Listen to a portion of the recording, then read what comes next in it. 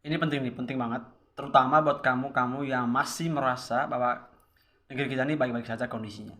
Jadi kalian harus check out videonya Refli Harun tentang ini negara sudah bangkrut. Saya juga baru tahu sekarang dan mungkin kalian yang nonton video ini juga baru tahu sekarang kalau kondisi negara kita sekarang itu sudah bangkrut. Menurut hitungan site itu ya, menurut hitungan akuntansinya itu udah bangkrut posisinya karena pendapatan negara kalau dikurangi namanya belanja negara itu minusnya sekian ribu triliun. Nah, untuk menutupi yang namanya minus itu, negara perlu yang namanya ngutang lagi 1000 sekian triliun ya.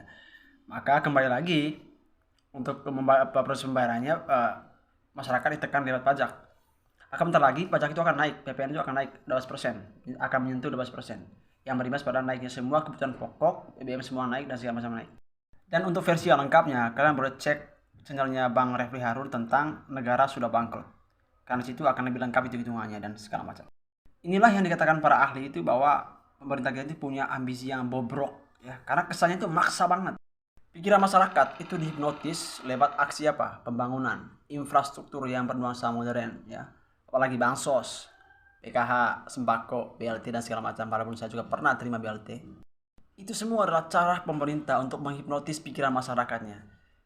Yang mana kita tidak tahu bahwa itu adalah sumber dananya adalah modalnya itu ngutang ya. Jadi kan kita ini kan punya kultur ya. Kalau masyarakatnya dikasih bansos, dikasih bantuan dan segala macam, itu kita beranggapan bahwa pemerintah itu baik ke kita. Padahal itu sumber dananya dalam ngutang. Dan di saat yang bersamaan, pajak dinaikin yang berimbas pada naiknya semua kebutuhan pokok di negeri ini. Ya. Jadi kan sama saja, bahkan lebih nambah beban lagi untuk masyarakatnya. Karena pajaknya akan naik-naik terus aja, tidak pernah turun kan. Dan hampir semua infrastruktur itu, baik bagi yang kaya, susah bagi yang menengah ke bawah perekonomiannya. Karena kalau yang kaya, oke lah, mobil barunya itu jalan di atas aspal yang mulus ya. Mampir di hotel-hotel keren, makan di luar di restoran yang mewah dan segala macam. Tapi kalau masyarakat menengah ke bawah seperti kita-kita ini, itu fisik kita ya menikmati.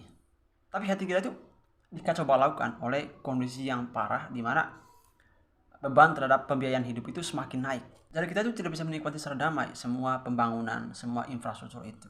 Karena diiringi atau ditekan lewat pembiayaan hidup yang semakin hari semakin mahal aja. Itulah mengapa masalah perhutangan itu masalah yang sangat krusial di negeri ini.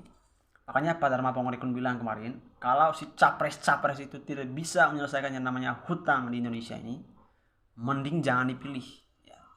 Lebih baik kita usung beliau menjadi Presiden RI di 2024 karena dia lebih berintelektual, lebih beriman, lebih berakhlak, lebih beradab, dan lebih cinta negeri.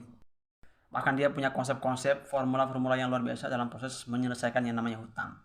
Karena kuncinya satu, pemimpin yang benar-benar bersih dan berakhlak. Itu saja kuncinya. Dan menurut saya, Komjen Dharma Pangrikun adalah pilihan yang terbaik untuk itu. Selamat berpikir dan salam akal sehat.